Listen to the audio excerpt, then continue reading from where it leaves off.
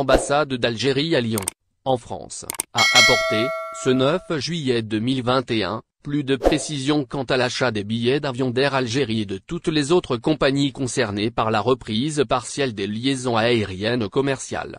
Depuis quelques semaines maintenant et après une quasi-inactivité aérienne de 15 mois, la reprise des vols se fait progressivement au rythme de la pandémie du nouveau coronavirus. Au regard de la très forte demande, les tickets de voyage s'arrachent comme des petits pains. À cet effet, l'ambassade d'Algérie en France a souhaité apporter un éclairage à la question liée à la vente des billets d'Air Algérie entre autres.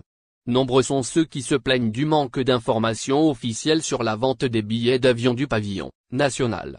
Plusieurs ressortissants algériens ont en effet des difficultés à se pourvoir d'un ticket, depuis la réouverture des frontières aériennes algériennes. En vue de les délier de tout obstacle et confusion, le représentant algérien établi à Lyon a tenu à mettre les choses au point.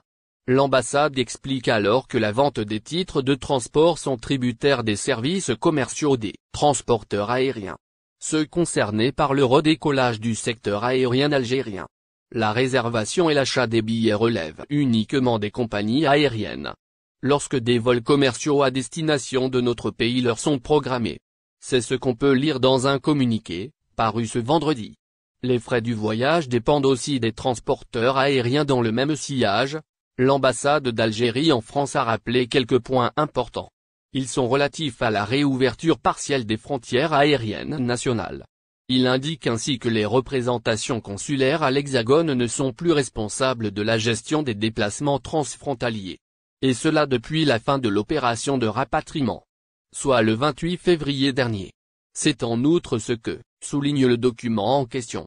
Le consulat algérien à Lyon est notamment revenu sur les demandes d'exonération de paiement des frais de confinement, celles dédiées aux étudiants et personnes âgées à faible revenu. Les postes consulaires en France continueront à assurer les opérations de vérification de l'éligibilité de nos concitoyens à prétendre à cette mesure décidée par le président de la République. Il reste toutefois entendu que ce processus n'équivaut pas à une réservation auprès de la compagnie Air Algérie. Il s'agit là également d'un détail qu'a mis en exergue la représentation diplomatique algérienne en France métropolitaine.